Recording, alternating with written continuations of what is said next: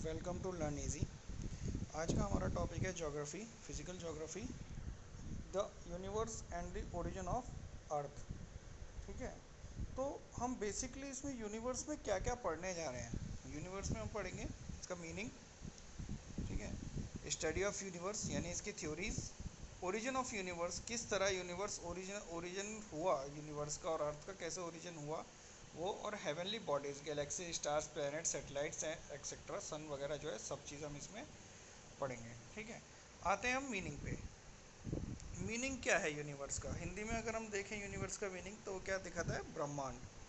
ठीक है, तो पुराने टाइम में जब चला आ रहा था पुराना टाइम, तो उस टाइम में ये माना गया है कि ब्रह्मा के द्वारा रचना की गई है पूरी पृथ्वी की, या पूरे ब्रह्मांड की जो रचना की गई है इस ब्रह्मा के द्वारा की गई है। ठीक है, लेकिन अगर हम साइंटिफिक तरीके से देखें तो ब्रह्मांड या यूनिवर्स क्या है? ये जो है एक मिक्सचर है विजिबल और नॉन विजिबल चीज़ों का। जो भी हमारे चारों तरफ विजिबल और नॉन विजिबल चीज़ें दिखाई देती हैं और जो नहीं दिखाई देती हैं, दोनों तरह की चीज़ें, उनका ये एक मिक्सचर है और वो एग्जिस्ट करती हैं। ठीक है, तो क्या है? All matters that are visible plus all energy that is invisible in existence. ठीक है, तो जो भी चीज़ें हैं, जो चीज़ें हमें दिखाई दे रही हैं, यानी कि जैसे हम साइंस में देखते हैं स्टेट्स ऑफ मैटर, मैटर क्या होता है? Everything that has mass is called as matter. ठीक है, तो जो भी चीज़ हमें दिखाई दे रही है वो क्या है? वो आपका मैटर है, और जो चीज़ नहीं दिखाई दे रही है वो है आपकी एनर्जी। तो इन दोनों का जो कॉम्बिनेशन है, इन दोनों का जो मिक्सचर है, वही क्या कहलाता है? आपका वही कहलाता है यूनिवर्स। और यूनिवर्स किन किन से मिलकर बना हुआ है? गैलेक्सीज से, सोलर सिस्टम से, स्टार्स से, ठीक है, प्लैनेट से। ये सारी चीज़ें क्या है? ये सारी चीज़ें एक यूनिवर्स को कंबाइनली बनाते हैं। Study of universe, study of universe में हम क्या देखने जा रहे हैं? टॉलेमी ने क्या कहा यूनिवर्स के बारे में, कोपरनिकस ने, हर्सेल ने, केपलर ने, है ना, और हबल ने, जितने भी थ्योरीज़ हैं, जितने भी थिंकर्स हैं ज्योग्राफी के, या फिर कोई और थिंकर जिसने भी एस्ट्रोनॉमिक, जिसने भी यूनिवर्स के बारे में अपनी राय रखी या जिसने भी थ्योरीज दी, उन सबको हम इसमें पढ़ने जा रहे हैं। Origin of universe, origin of universe ये हम जो पढ़ेंगे spectrum, Doppler effect, redshift concept, big bang theory, ये कुछ इस चैप्टर में पढ़ेंगे, कुछ अगले नेक्स्ट चैप्टर, आगे जो चैप्टर्स आएंगे उसमें हम पढ़ेंगे। ठीक है, गैलेक्सी, स्टार्स वगैरह भी हम नेक्स्ट चैप्टर्स में आगे पढ़ेंगे। तो सबसे पहले आता है हमारा थ्योरीज, हम शुरू करने जा रहे हैं यूनिवर्स की, स्टडी ऑफ यूनिवर्स की। तो सबसे पहले थ्योरी है जो दी थी टॉलेमी ने, जोग्राफर जो थे टॉलेमी, उन्होंने ये थ्योरी दी थी। ये इजिप्ट, ग्रीस से थे और इन्होंने 140 एडी में हो। तो उस टाइम क्या है कि जब उस टाइम में 140 जो एडी टाइम था वो रिलीजियस, धार्मिक काल हुआ करता था। सभी धर्मों का उद्गम हो रहा था, सभी धर्म निकल निकल के आ रहे थे। ठीक है, इस्लाम धर्म भी आया, उसके बाद आपका हिंदू रिलीजन भी आया, क्रिश्चियनिटी भी आई। ठीक है, तो बस केवल हमें हिंदू रिलीजन का ओरिजिन नहीं पता है, बाकी सबका ओरिजिन हमें पता है कि हाँ इस शासन काल में या इस टाइम पे इनका ओरिजिन हुआ है। तो उस टाइम पे जो है रिलीजियस थिंकिंग ज़्यादा थी। तो टॉलेमी ने जो कॉन्सेप्ट दिया था वो दिया था जियोसेंट्रिक का कॉन्सेप्ट। तो जियोसेंट्रिक को अगर हम देखें तो जियोसेंट्रिक क्या है? जियो मीन्स अर्थ और सेंट्रिक मीन्स सेंटर, नाम से ही पता चल रहा है जियोसेंट्रिक। तो अर्थ यानी अर्थ सेंटर में है ना, और बाकी सारी चीज़ें जो हैं वो अर्थ के चारों तरफ घूम रही हैं। ठीक है, अर्थ सेंटर में और बाकी सारी चीज़ें अर्थ। जियोसेंट्रिक थ्योरी, जियो सेंट्रिक। ठीक है, तो जियोसेंट्रिक थ्योरी में क्या कहा गया है कि अर्थ जो है वो सेंटर में है और उसके चारों तरफ जो है वो सारी चीज़ें घूम रही हैं, चाहे स्टार्स हों, चाहे प्लेनेट हो, सन हो। ठीक है, तो सारी चीज़ें क्या है? अर्थ तो हमने दे दिया सेंटर में, जियोसेंट्रिक अर्थ सेंटर में, और स्टार्स, ठीक है, सन, मून, ये सब क्या है? अर्थ के चारों तरफ घूम रहे हैं। ठीक है, the earth is at the centre of the universe, the sun, star and other heavenly bodies revolve around the earth. तो इन्होंने जो जियोसेंट्रिक में कहा था उसमें यही बात कही गई। नेक्स्ट आता है आपका कोपरनिकस। कोपरनिकस पोलैंड के थे और इन्होंने जो अपनी थ्योरी दी उसे कहा गया हीलियोसेंट्रिक। हीलियोसेंट्रिक का मतलब क्या है? ए बॉल, ए बॉल और रिंग ऑफ फायर। यहाँ पे लिखा हुआ है ए बॉल और रिंग ऑफ फायर। 1543 एडी में इन्होंने ये थ्योरी दी थी हीलियोसेंट्रिक थ्योरी। ठीक है, हीलियोसेंट्रिक थ्योरी में कहा गया कि जो सन है, हीलियो माने सन और सेंट्रिक मीन्स सेंटर, तो हीलियोसेंट्रिक थ्योरी में कहा गया sun is at the centre of the universe and earth and other planets revolve around the sun. Earth और उसके अलावा जितने सारे प्लैनेट्स हैं वो सन के चारों तरफ घूम रहे हैं। ठीक है, ये थ्योरी जो है कुछ हद तक ठीक थी। ठीक है, गैलीलियो ने और सर आइजैक न्यूटन ने, गैलीलियो ने और सर आइजैक न्यूटन ने भी इस थ्योरी को सपोर्ट किया था जियोसेंट्रिक से अलग। ठीक है, उसी टाइम पे क्या है कि न्यूटन ने जो कॉन्सेप्ट दिया था अपना ग्रेविटेशन का कॉन्सेप्ट दिया था। ठीक, लेकिन क्या है कि जब धर्म के बारे में सारी चीज़ें चल रही थी, जो इस्लामिक और क्रिश्चियनिटी जो धर्म थे, ठीक, उनका मानना जो था कि ये पृथ्वी ही हमारा सब कुछ है और इस पृथ्वी ने ही सबको बना के तैयार किया है, चाहे वो सन हो, चाहे स्टार हो, है ना, चाहे मून हो, कुछ भी हो, सबको पृथ्वी ने बना के तैयार किया है। ठीक है, तो जो रिलीजियस थिंकर्स थे उन्होंने क्या कहा, उन्होंने कॉपरनिकस की थ्योरी को डिनाई कर दिया कि नहीं, ऐसा नहीं है कि कॉपरनिकस ने कहा था कि सूर्य जो है सेंटर होगा और उसके चारों तरफ सारे प्लैनेट्स, अर्थ और ये सन, ये सन सेंटर होगा, अर्थ, मून, गैलेक्सी सब जो है सन के चारों तरफ घूमेंगे। तो इसको जो है रिलीजियस पीपल को ये बुरा लगा। रिलीजियस पीपल को क्यों बुरा लगा? क्योंकि उनका मानना ये था कि पृथ्वी ने ही हमें सब कुछ दिया है, अर्थ ने ही हमें सब कुछ दिया है, इसी वजह से जो है ये ऐसा नहीं हो सकता कि सन इसका सेंटर हो, पृथ्वी ही सेंटर है और इसके चारों तरफ सन घूम रहा है। तो इन्होंने जो है कॉपरनिकस की थ्योरी को डिनाई कर दिया और कॉपरनिकस ने ये थ्योरी दी थी सन के सेंटर की, हीलियोसेंट्रिक थ्योरी दी थी, इस वजह से कॉपरनिकस को फांसी भी दे दी गई थी। ठीक है, तो ये दोनों थ्योरीज जो हैं आपकी जियोसेंट्रिक और हीलियोसेंट्रिक, ये दो थ्योरीज तो हैं आपकी एंशियंट थ्योरीज या अर्लियर थ्योरीज। शुरू में ये दो ही थ्योरीज आई थी और इसके बाद में हमारी आती हैं सारी मॉडर्न थ्योरीज। हमारे पास दो तो अर्लियर या एंशियंट थ्योरीज हैं और मॉडर्न थ्योरीज जो है हमारे पास वो 10 हैं। मॉडर्न थ्योरीज में सबसे पहली थ्योरी आती है हमारे पास बफन्स हाइपोथेसिस। बफन्स हाइपोथेसिस, ठीक है, बफन हाइपोथेसिस जो है कॉम्टे डी बफन ने दी थी और इन्होंने कहा था कि अर्थ जो है किसका अर्थ जो है वो रिजल्ट है आपका किसका, कि सन और कॉमेट, कॉमेट मतलब गैसेस, आपका गैसेस बॉल्स जो होती हैं आपकी। ठीक है, तो अर्थ जो है वो सन और कॉमेट का कोलिजन का एक रिजल्ट है। ठीक है, अर्थ जो ओरिजिनेट हुई, अर्थ किस वजह से ओरिजिनेट हुई कि सन और कॉमेट जो है आपस में टकराए, आपस में टकराने के बाद में वो बिखर गए और बिखरने के बाद में जो चीज़ें गैसेस क्लाउड्स वगैरह थे वो क्या बनते चले गए, वो ही आपके उन्होंने ही प्लेनेट का रूप ले लिया, जिसमें से एक प्लेनेट जो है वो है आपकी अर्थ। नेक्स्ट है आपका गैसियस मास थ्योरी। अगर हम इसमें आगे तक अभी तक यही देखेंगे कि जितनी भी थ्योरीज आई सब गैसियस मास पे थ्योरीज आई हैं।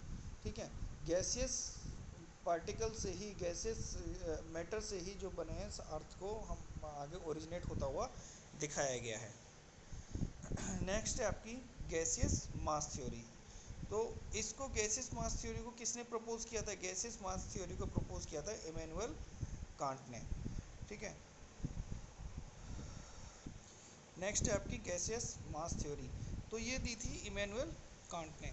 इमैनुअल कांट का कहना क्या था कि यूनिवर्स में जो है बहुत सारे हार्ड मैटर्स जो है वो स्कैटर्ड है। हम इस वाले एक डायग्रामेटिक रिप्रेजेंटेशन किया है मैंने, एक ये यूनिवर्स बना दिया और इसके अंदर जो है ये हार्ड मैटर जो है ये सारे के सारे इसके अंदर स्कैटर्ड है, आप देख सकते हैं सारे स्कैटर्ड हैं। ठीक है, और ये जो थ्योरी है गैसियस मास थ्योरी, ये न्यूटन्स के ग्रेविटेशनल लॉ पे बेस्ड थी। ठीक है, तो इनका कहना ये था कि इस यूनिवर्स के अंदर बहुत सारे गैसियस मास जो है स्कैटर्ड है, ये हार्ड गैसियस मैटर है जो इसके अंदर यूनिवर्स के अंदर स्कैटर्ड है। ठीक है, earth and the other planets originated from the rotating nebular mass of gas, इसको मैं आगे भी एक्सप्लेन करने जा रहा हूँ। This theory is based on the Newton's law of gravitation. ठीक है, तो इसके अंदर जो ये यूनिवर्स के अंदर बहुत सारे हार्ड ग्रेविटेशनल ये मैटर्स हैं, ये गैसेस मैटर्स हैं। ये मैटर्स क्या करते हैं, इन मैटर्स के जो है आपस में ग्रेविटेशनल पुल होता है, ग्रेविटेशनल फोर्स होती है, जिस फोर्स की वजह से ये पार्टिकल्स ऑफ मैटर जो हैं ये आपस में एक दूसरे से टकराते रहते हैं, कोलिजन होता रहता है। इस कोलिजन की वजह से क्या होता है, हीट प्रोड्यूस होती है। ये कोलिजन आपस में आप खुद भी देखिए, अपने हाथ अगर आप आपस में रगड़ेंगे तो क्या होगा, फ्रिक्शन होगा, फ्रिक्शन की वजह से क्या होगा, हीट प्रोड्यूस होगी। ठीक है, तो यही जो ये मैंने डायग्रामेटिक रिप्रेजेंटेशन दिखा रखा है, एरो से आपके ग्रेविटेशनल फोर्स दिखाई गई है। ठीक है, तो इसी फ्रिक्शन की वजह से क्या है, हीट प्रोड्यूस होगी, और जैसे ही हीट प्रोड्यूस होती है वो टेम्परेचर बढ़ता चला जाता है। ठीक है, because of the heat of the cloud of the matter becomes a nebula and start spinning. तो जैसे जैसे हीट बढ़ती चली जाती है वैसे वैसे जो है ये गैसियस क्लाउड्स बनते चले जाते हैं और ये स्पिन करना शुरू कर देते हैं। तो जैसे जैसे आपकी हीट बढ़ती है वैसे वैसे आपकी स्पिनिंग भी बढ़ती है, और स्पिनिंग बढ़ती है तो कोलिजन भी बढ़ता है। कोलिजन मतलब आपस में जो मैटर्स हैं वो टकराने ज़्यादा तेज़ी से लगते हैं, और जब जब ज़्यादा तेज़ी से टकराएंगे किसी भी लोहे की छड़ में, अगर आप एक लोहे की छड़ लेते हैं, लोहे की छड़ में आप अगर हथौड़े से बार बार करते जाएंगे तो लोहे की छड़ जो है उस जगह से गर्म हो जाएगी। इसी तरह से स्पिनिंग जो ये आपका नेबुला था, आपका गैसियस मैटर्स था, ये जब जैसे जैसे स्पिन करता चला गया, नेबुला जो है स्पिन करता चला गया तेज़ी से, तो ये जो मैटर्स थे, गैसियस मैटर्स, ये आपस में तेज़ी से टकराते चले गए। टकराने की वजह से और ज़्यादा हीट प्रोड्यूस हुई। ठीक है, हीट प्रोड्यूस होने की वजह से टेम्परेचर और तेज़ी से बढ़ने लगा। ठीक, जब टेम्परेचर बढ़ा तो क्या हुआ, नेबुला यानी कि गैसियस मास, नेबुला का मतलब है गैसियस मास। ठीक है, तो नेबुला जो है जैसे जैसे टेम्परेचर बढ़ा वैसे वैसे नेबुला ने भी अपना साइज़ इंक्रीज़ करना शुरू कर दिया। ठीक, अब जब साइज़ इंक्रीज़ हुआ, अब कोई चीज़ है, एक छोटे पहिए को घूमने के लिए एक नेबुलर मास में एक बार दिखाई देता हूँ।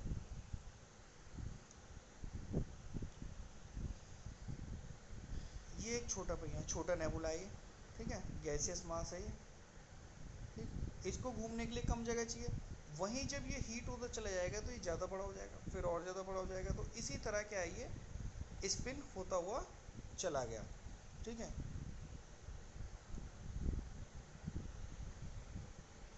ठीक, और जब ये स्पिन हुआ तो क्या हुआ, इसने इरेगुलर रिंग्स बना ली, क्योंकि जो इसकी वेलोसिटी थी, जो इसकी स्पीड थी, वो यूनिफॉर्म नहीं थी, एक फिक्स स्पीड नहीं थी। ठीक है, बस स्पीड आगे बढ़ती हुई जा रही थी, और इसी वजह से क्या है, इरेगुलर रिंग्स इसकी बनती चली गई। ठीक, तो जो सेंटर के अंदर जो रेसिड्यू, जैसे आप देखते हैं कि कोई आप चीनी घोलते हैं ग्लास में, तो तेज़ी से चम्मच ग्लास के अंदर घुमाएंगे तो वो चीनी जो है थोड़ी सी नीचे बच जाएगी। तो इसी तरह यहाँ पे मैंने डायग्रामेटिक रिप्रेजेंटेशन किया है, ये इरेगुलर इरेगुलरिटी दिखाई है। ठीक है, नेबुलर रिंग्स दिखाई हैं इसमें। ठीक, ये गैसियस मास थ्योरी को दिखा रहा है यहाँ पे। तो जब हम चीनी ग्लास में घोलते हैं तेज़ी से, तो थोड़े से पार्टिकल जो है बिल्कुल सेंटर ऑफ द ग्लास में रह जाते हैं, बिल्कुल जो ग्लास का सेंटर होता है उसमें नीचे की तरफ आपके थोड़े से पार्टिकल्स बच जाएंगे। ठीक है, इसी तरह जब ये स्पिनिंग हो रही थी नेबुलर मास की, ठीक है, तो नेबुलर मास की स्पिनिंग होने की वजह से क्या है, जो बीच में सेंटर आपके में थोड़ा सा गैसेस मैटर रह गया, ठीक है, वही गैसियस मैटर क्या बना आपका, वही गैसियस मैटर बना आपका सन। ठीक है, और जो इरेगुलरिटी की वजह से रिंग्स बनती चली जा रही थी नेबुला की बाहर, उनमें नोट्स बनती चली गई। ठीक है, उनमें नोट्स बनती चलेगी, यानी गांठें पड़ती चलेगी। जैसे ये रिंग्स बन रही थी, इरेगुलरिटी की वजह से गांठें बनती चलेगी, जिसे कह देते हैं ना, धागा उलझ गया और उलझने पे गांठ बन जाती है। उसी तरह से ये इरेगुलरिटी जो थी, रिंग्स बन रही थी लेकिन उलझ गया वो रिंग्स आपस में, और ये गांठ बनती चलेगी। तो इस गैसेस थ्योरी का मानना ये था कि ये जो इरेगुलरिटी की वजह से नोट्स बनती चली गई हैं, यही नोट्स क्या बनी आगे चल के, इन्होंने ही प्लेनेट का रूप आगे चल के ले लिया। और ये नेबुलर रिंग्स क्या थी, ये नेबुलर रिंग्स जो थी, इन्होंने क्या किया, नेबुलर रिंग्स ने, इन नेबुलर रिंग्स ने जो है ऑर्बिटल पाथ का, प्लेनेट के जो ऑर्बिटल पाथ थे उसका रूप ले लिया था। ठीक है, नेक्स्ट थ्योरी आती है हमारी नेबुलर हाइपोथेसिस, जिसे लेप्लेस ने दिया था। ये थ्योरी भी हमारी सेम चीज़ वही है, नेबुला के रिंग्स बनते चले जाते हैं। ठीक है, इसको अभी डिटेल में हम देखते हैं। नेक्स्ट है हमारा नेबुलर हाइपोथेसिस। इसको लेप्लेस ने इंट्रोड्यूस किया था, जो प्रपोज किया था इसको लेप्लेस ने किया था। इनका भी मानना ये था कि हमारा जो यूनिवर्स बना है वो गैसियस मास से ही बना हुआ है। ठीक है, तो ये इनका भी यही मानना है कि नेबुलर रिंग्स जो थी, जो मतलब गैसियस क्लाउड्स, नेबुलर रिंग्स मतलब गैसियस क्लाउड्स जो थे, ठीक है, वो क्या है कि intensely hot and nebular gases mass जो है वो कूल्ड, मतलब जो गैसेस मास थे यूनिवर्स में, वो कूल होते चले गए।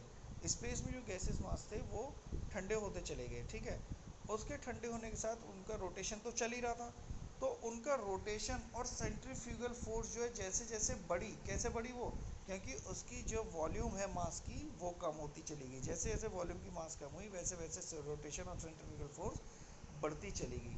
ठीक है, इसी सेंट्रीफ्यूगल फोर्स की वजह से वो रिंग्स जो थी आपस में टूट गई, टूट के बिखर गई।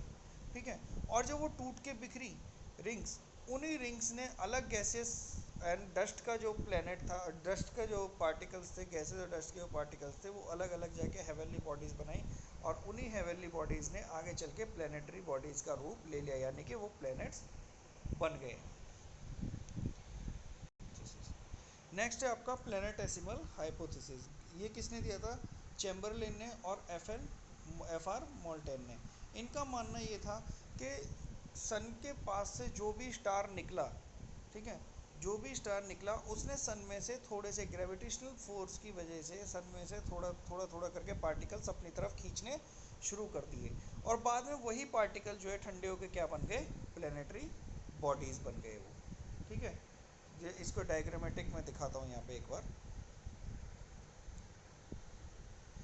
मान लीजिए, एज्यूम करते हैं ये हमारा सन है, ठीक है, और ये हमारा कोई अलग से स्टार है। ठीक, अब ये स्टार ने क्या किया? ये स्टार जो है चलते चलते चलते चलते सन के पास से निकला। सन के पास से जैसे ही ये रोटेट होके निकला, इसने अपने ग्रेविटेशनल फोर्स की वजह से, अपने ग्रेविटेशनल फोर्स की वजह से कुछ पार्टिकल्स जो है सन से ले लिए। ठीक है,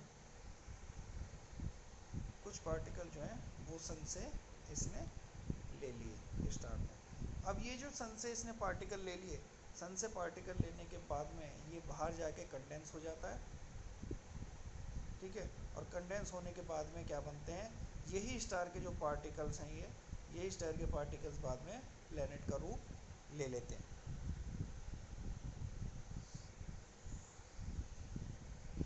ठीक है, नेक्स्ट है आपकी टाइडल हाइपोथेसिस। टाइडल हाइपोथेसिस का थोड़ा सा पार्ट हम आगे भी पढ़ेंगे। ठीक है, टाइडल हाइपोथेसिस को दिया था जीन जेम्स ने। ठीक है, जीन जेम्स ने दिया था। इनका मानना ये था कि सन के अंदर से टाइड्स, जैसे हमारी लहरें होती है ना, तो उसी तरह के tides of gases mass emits from the sun. Sun के अंदर से जो है टाइड्स के रूप में, टाइड्स की तरह की कुछ गैसेस मास बाहर निकलती है। ठीक है, ठीक है, तो इसको मैं एक बार डायग्रामेटिक दिखाता हूँ। Tides of gases mass emits from the सन।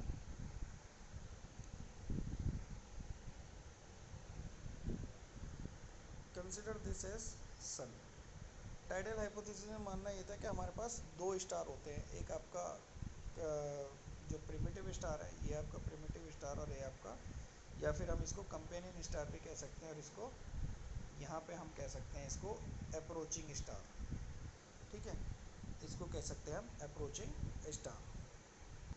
तो ये अप्रोचिंग स्टार क्या करता है? जैसे ही ये सन के पास आता है, तो सन के पास आके ये सन में से टाइड्स के फॉर्म में, टाइड्स के फॉर्म में gases matter due to gravitation, due to gravitation, sun में से टाइड्स के फॉर्म में अप्रोचिंग स्टार जो है जब सन के पास आता है तो सन में से टाइड के फॉर्म में, ठीक है, due to gravitational force, gravitational force की वजह से गैसियस मैटर निकाल लेता है। ठीक है, यही गैसियस मैटर जो है, यही गैसियस मैटर, ये वाला जो गैसियस मैटर है, यही गैसियस मैटर बाद में कंडेंस्ड होता है, बाद में कंडेंस्ड होता है, और कंडेंस होने के बाद क्या बनता है?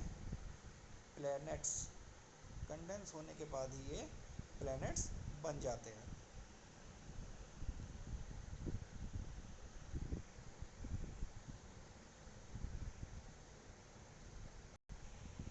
नेक्स्ट थ्योरी है हमारी electromagnetic hypothesis by doctor hence.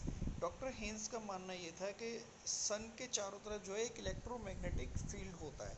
ठीक है, यही इलेक्ट्रोमैग्नेटिक फील्ड जो है ये डस्ट और गैस को अपनी तरफ खींच के रखता है, अपनी तरफ इकट्ठा करके रखता है, और यही इसी इलेक्ट्रोमैग्नेटिक फील्ड जो है, ये गैसेस और डस्ट पार्टिकल जो है सन के चारों तरफ इसी इलेक्ट्रोमैग्नेटिक फील्ड में घूमते रहते हैं। ठीक है, the gases mass revolve around the sun and condense to form planet, और ये घूमते रहते हैं, घूमते घूमते क्या करते हैं, ये जैसे जैसे कंडेंस होते चले जाते हैं वैसे वैसे प्लैनेट बनते हैं, और यही प्लैनेट क्या होते हैं?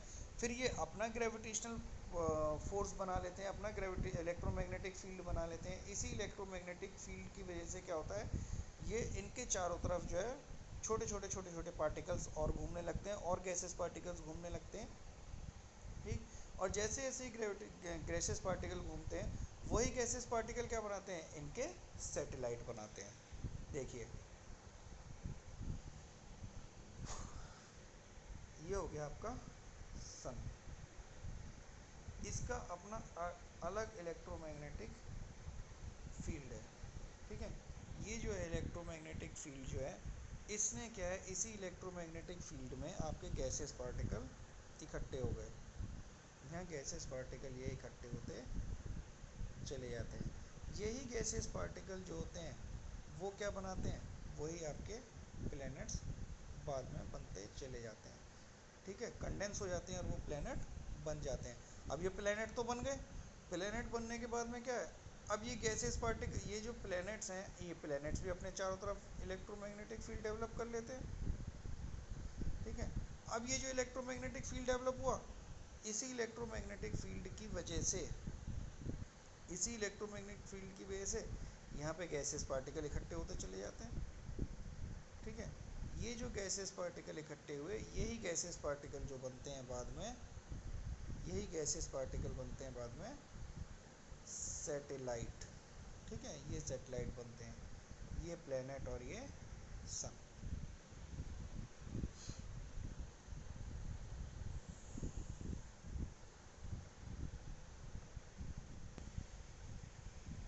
नेक्स्ट है हमारा binary star hypothesis given by Russell and Lyttelton.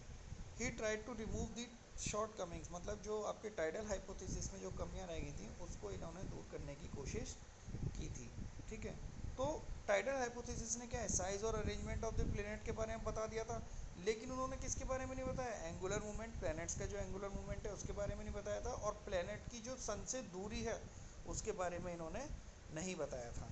ठीक है, तो बाइनरी स्टार हाइपोथेसिस में रसल का मानना क्या था कि हमारे पास 3 स्टार होते हैं, 3 stars, primitive sun, companion star and approaching star. ठीक है, तो प्रिमिटिव सन ये तो हमारा फिक्स है, ये घूम नहीं रहा है कहीं भी, प्रिमिटिव सन जो है ये कहीं नहीं घूम रहा, लेकिन जो आपका ये कंपेनियन स्टार है और अप्रोचिंग स्टार है, इन दोनों की डायरेक्शन अपोजिट है। अगर इसकी क्लॉक एंटी क्लॉकवाइज है तो इसकी क्लॉकवाइज होगी, अगर इसकी क्लॉकवाइज है तो इसकी एंटी क्लॉकवाइज होगी। इनका मानना ये था कि इनकी दोनों की डायरेक्शन जो है वो अपोजिट रहेगी। ठीक, इसका आगे का पार्ट हम नेक्स्ट डायग्राम में अभी देखेंगे। ठीक है ना, तो इनकी डायरेक्शन हमेशा अपोजिट रहेगी। ये हो गया आपका पहला सन, primitive star, primitive sun, companion star 2 number पे, और तीसरे नंबर पे अप्रोचिंग स्टार। कंपेनियन और अप्रोचिंग स्टार की डायरेक्शन है वो हमेशा अपोजिट रहेगी। ठीक, नेक्स्ट डायग्राम पे अगर हम आ जाते हैं यहाँ पे, तो कंपेनियन सन तो ये प्रिमिटिव सन तो अपनी जगह पे है, लेकिन कंपेनियन स्टार और जो आपका अप्रोचिंग स्टार है, ये दोनों आपका कंटिन्यूसली मूव कर रहे हैं। तो एक स्टेज ऐसी आएगी जब ये मूव करते करते बिल्कुल पास में आ जाएंगे। तो जब ये बिल्कुल पास में आ जाते हैं, तो जो अप्रोचिंग स्टार होता है, अप्रोचिंग स्टार यानी नंबर 3, अप्रोचिंग स्टार जो होता है, उस अप्रोचिंग स्टार जो है कंपेनियन स्टार से कुछ पार्टिकल्स को अपनी तरफ खींचने लगता है, कुछ मटेरियल्स को अपनी तरफ खींचने लगता है। ठीक है, किसकी वजह से, टाइडल फोर्स या फिर ग्रेविटेशनल फोर्स की वजह से मटेरियल जो है अपनी तरफ खींचता है कंपेनियन स्टार में से। तो जब ये अपनी तरफ खींचता है, तो ये जो पार्टिकल्स हैं इसके, ये पार्टिकल्स इसी अप्रोचिंग स्टार के साथ हो लेते हैं और इसी के ऑर्बिट में ये घूमने लगते हैं। तो जैसे जैसे इसके ऑर्बिट में ये घूमते हैं, वैसे वैसे आगे चल के ये कंडेंस होते चले जाते हैं, और कंडेंस होने के बाद में यही क्या बनाते हैं, आगे चल के प्लैनेट बना लेते हैं ये।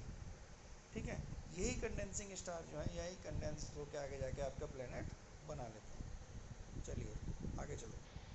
नेक्स्ट है आपका supernova hypothesis by Hoyle. This is based on the principle of nuclear physics. इसमें भी ज़्यादा कुछ नहीं है, सेम उसी की तरह है, ऊपर वाले की तरह, ये बाइनरी स्टार की तरह। ठीक है, based on the principle of nuclear physics there were 2 stars in the universe, one is primitive sun and the other is companion star.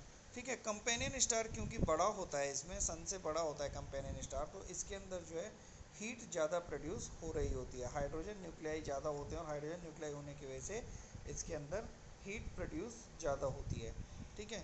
ज़्यादा हीट प्रोड्यूस होने की वजह से जल्दी ब्लास्ट हो जाता है, ठीक। There were two stars in the universe, primitive sun and the companion star. The companion star is giant in size and become the supernova due to the nuclear reaction. इसके अंदर कंटिन्यू न्यूक्लियर रिएक्शन चलती रहती है, जो nuclear reaction होगी उसे nuclear fusion कहते हैं, ठीक है।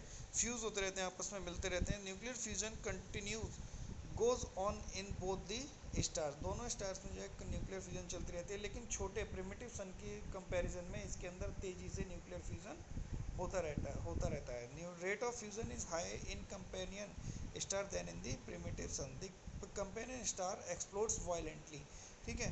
तो आने वाले टाइम में क्या होता है, ये एकदम से ब्लास्ट हो जाता है, क्यों, जल्दी से बड़ा हो गया और बड़ा होने की वजह से एकदम से फट गया, ठीक है। और फटने की वजह से क्या होता है, this led to the spread enormous mass of dust and gases, ठीक है। ये इसी वजह से क्या होता है, फटता है तो कोई चीज़ फटेगी तो उसके आसपास जो उसके अंदर के पार्टिकल्स हैं, मैटर है, वो ब्लास्ट हो जाते हैं, ठीक है। तो इसी वजह से क्या होता है ये कि इनॉर्मस मास फटने की वजह से इसके अंदर से डस्ट और गैसेस के पार्टिकल्स बाहर निकलते हैं और वो सन के चारों तरफ चक्कर लगाते रहते हैं। और यही गैसियस मैटर जो होता है, यही जो है प्लैनेट्स फॉर्म करता है। इस थ्योरी में सिर्फ इतना ही कहा गया था। नेक्स्ट है आपका नेक्स्ट है आपका revised nebular hypothesis given by Otto Schmidt of Russia. The sun was surrounded by the solar nebula containing hydrogen, helium and dust, ठीक है। इनका मानना ये है कि सन के चारों तरफ जो है हाइड्रोजन, हीलियम और डस्ट के बड़े क्लाउड्स होते हैं, बड़े बादल होते हैं, ठीक है। नेबुला मीन्स बड़े बादल, बड़े क्लाउड्स, ठीक है। तो ये किसके होते हैं clouds, hydrogen, helium and dust, यानी कि गैसेज और डस्ट के, ठीक है। तो the friction in the collision of particle led to the formation of disc shape clouds. तो ये जो फॉर्म होता है सूर्य के चारों तरफ, सन के चारों तरफ जो है, ये कोलिजन जो होता है पार्टिकल्स में, डस्ट में और गैसेस पार्टिकल में कोलिजन होता है, उसकी वजह से क्या होता है कि ये डिस्क शेप क्लाउड्स फॉर्म हो जाते हैं, ठीक है। और यही क्या करते हैं, the planets were form through the process of accretion from the clouds, ठीक है। जैसे जैसे ये बढ़ते चले जाते हैं क्लाउड्स, यानी एक्रीशन का मतलब है ग्रोथ और increase by the gradual accumulation. जैसे हम कूड़े के ढेर पे कूड़ा डालते चले जाते हैं और बड़ा होता चला जाता है, इसी तरह इसमें क्या होता है कि ये क्लाउड जो है, नेबुलर क्लाउड जो है, नेबुला जो होता है ये बढ़ता हुआ चला जाता है, और यही जो नेबुला है ये आगे चल के प्लैनेट्स बना लेता है, ठीक है। अब हमारी लास्ट थ्योरी आती है जो अब तक एक्सेप्टेड है, the big bang theory. Big bang theory का मतलब है ब्लास्ट, एक बिग ब्लास्ट, एक बहुत बड़ा ब्लास्ट हुआ, ठीक है। और क्या माना गया, एक शॉर्ट में बता देता हूँ। सन को माना गया, सन के अंदर हाइड्रोजन और हीलियम होती है, जिसकी वजह से बहुत ज़्यादा हीट प्रोड्यूस हुई। हीट प्रोड्यूस होने की वजह से एक बहुत बड़ा ब्लास्ट हुआ। ब्लास्ट होने की वजह से जो टुकड़े थे गैसेस के और पार्टिकल्स के, कुछ प्लैनेट्स बन गए, कुछ स्टार्स बन गए, ठीक है। हेवनली बॉडीज़ और बहुत सारी हेवनली बॉडीज़ बन गई, ठीक। चलिए चलते हैं। It is also known as expanding universe hypothesis. इसको हमने एक्सपेंडिंग यूनिवर्स हाइपोथेसिस भी कहा है, क्यों, क्योंकि इस थ्योरी में ही ये बताया गया था कि यूनिवर्स जो है कंटिन्यूसली एक्सपेंड हो रहा है और वो हमेशा एक्सपेंड होता रहेगा, यूनिवर्स कभी घटेगा नहीं। हबल ने 1920 में कहा था, 1920 में इसके एविडेंस दिए थे हबल ने कि यूनिवर्स कंटिन्यूसली एक्सपेंड हो रहा है। ये ब्लास्ट जो है 13.7 बिलियन ईयर्स एगो, और इसमें ये 13.7 बिलियन जो है ये टाइम जो है वेरी हो जाता है, क्योंकि फ़िक्स टाइम, उस टाइम टाइम कैलकुलेशन का कुछ रिकॉर्ड नहीं था, तो फिक्स टाइम कुछ नहीं है कि कब हुआ होगा। 13.7 भी हो सकता है, 14 भी हो सकता है, 15 बिलियन ईयर्स एगो भी हो सकता है, ठीक है। तो इसमें क्या होता है, explosion of small mass at extremely high density and temperature led to the origin of universe. वही चीज़ जो मैंने बताई कि आपका जो एक बहुत बड़ा ब्लास्ट हुआ, ब्लास्ट होने की वजह से क्या हुआ, एक उसमें यूनिवर्स का आपका ओरिजिन हुआ, यूनिवर्स आपकी बनती चली गई। दिस एक्सप्लोजन स्टिल कंटिन्यूज, ठीक है। ये क्या एक्सप्लोजन अब भी चल रहा है। And as it expand some energy is converted into matter. जैसे जैसे एक्सपेंड हो रहा है वैसे वैसे एनर्जी जो है मैटर में कन्वर्ट होती चली जाएगी। There was a rapid expansion after big bang. जैसे ही बिग बैंग हुआ था, मतलब एक बहुत बड़ा ब्लास्ट हुआ था, तो उसके बाद में ही यूनिवर्स बना। रैपिड एक्सपेंशन मतलब एकदम से काफ़ी सारी चीज़ें बनती चलेगी, एक्सपेंड हुआ यूनिवर्स, एकदम से एक्सपेंड हुआ, क्योंकि हमारे पास काफ़ी सारे प्लैनेट्स भी आ चुके थे। Expansion of universe is supported but not the expansion of galaxies. Expansion सभी थिंकर्स ने क्या कहा है कि यूनिवर्स तो एक्सपेंड हो सकता है लेकिन गैलेक्सीज एक्सपेंड नहीं हो सकती। Everything in the universe is emerge from the point known as singularity. ठीक है, इनका मानना ये था कि जितनी भी चीज़ें यूनिवर्स में इवॉल्व हुई हैं वो एक पॉइंट से निकल के आई हैं, उस पॉइंट का नाम दिया है सिंगुलैरिटी। ठीक है,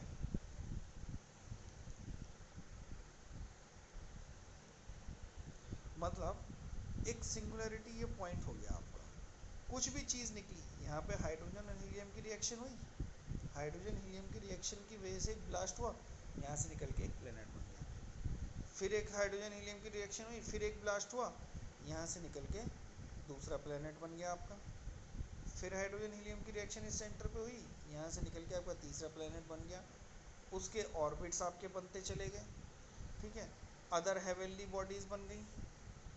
ठीक है, तो ये सब किससे बना, एक सिंगुलैरिटी, यानी एक पॉइंट है, उस पॉइंट से सब चीज़ें निकल के बनती चली गई हैं।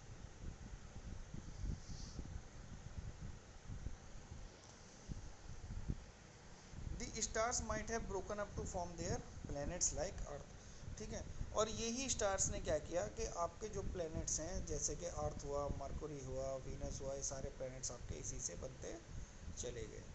ठीक, इसको आप अच्छे से पढ़ेंगे आप, बाकी आप चाहें तो इसके अलग से नोट्स भी प्रोवाइड कराए जा सकते हैं।